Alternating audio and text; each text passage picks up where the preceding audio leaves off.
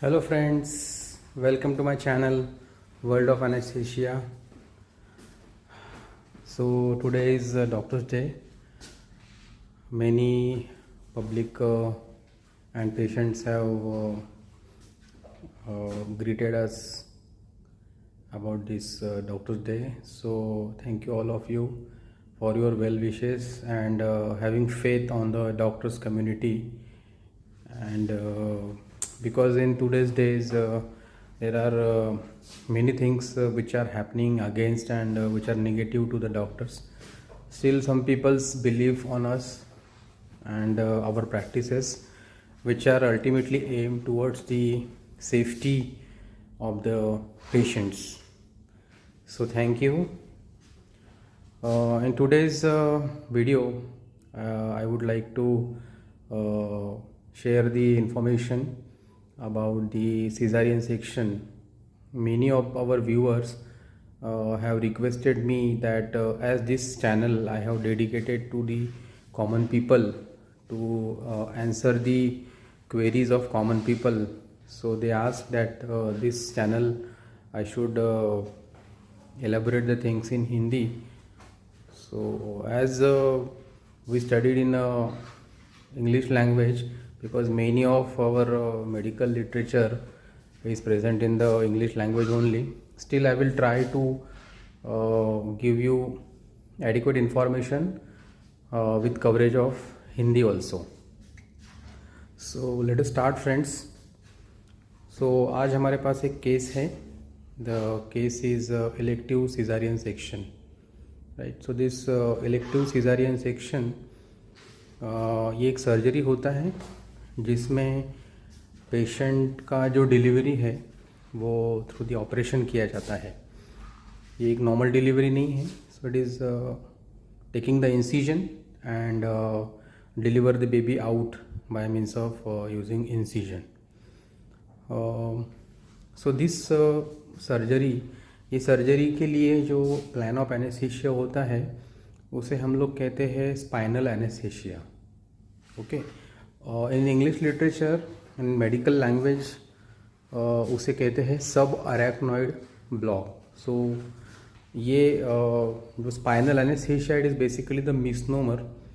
इसमें इंजेक्शन जो होता है वो स्पाइनल कॉर्ड में नहीं दिया जाता है, वो एक सब अरेक्नॉइड स्पेस में दिया जाता है.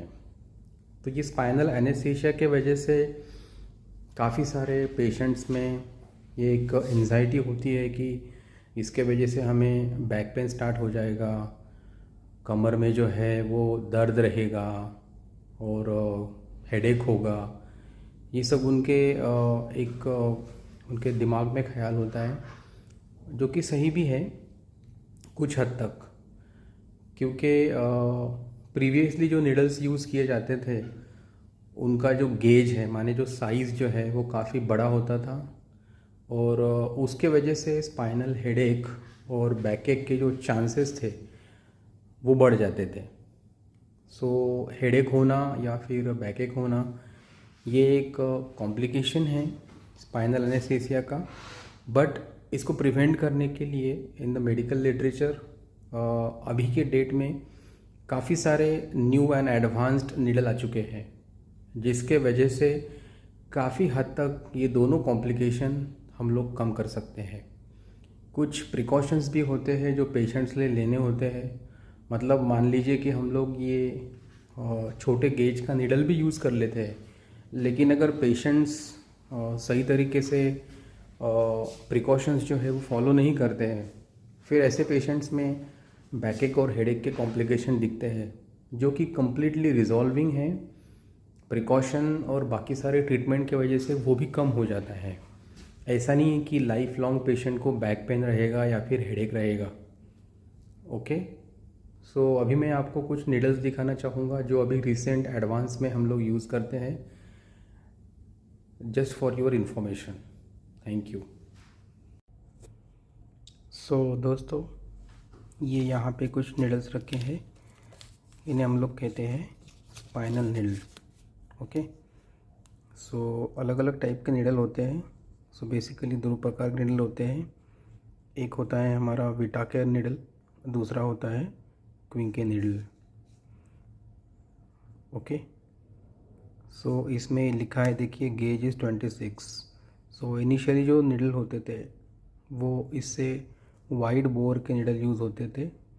इसमें चीज़ ऐसी होती है कि जितना बड़ा नंबर उतना छोटा उसका बोर डायमीटर होता है। सो 26 gauge is the diameter of the bore of the needle. ये देखिए हमारे पास 27 गेज का भी नीडल होता है। कंपैरिजन के लिए एक हमारा जो ब्लड शुगर लेवल मेजर करने वाला जो नीडल होता है, ये एकदम बारीक सा, जिससे हम लोग फिंगर प्रिक लेके पेशेंट का ब्लड शुगर लेवल टेस्ट करते हैं यूजिंग द ग्लूकोमीटर। सो ये नीडल भी जो होता है इट इज़ 26 गेज का नीडल, आप देख सकते हो यहाँ पे 26। सो इतना फाइन नीडल होता है, ये तो उससे भी ज़्यादा फाइन है। तो इतने फाइन नीडल से there are very less chances to have the backache and the headache. Thank you.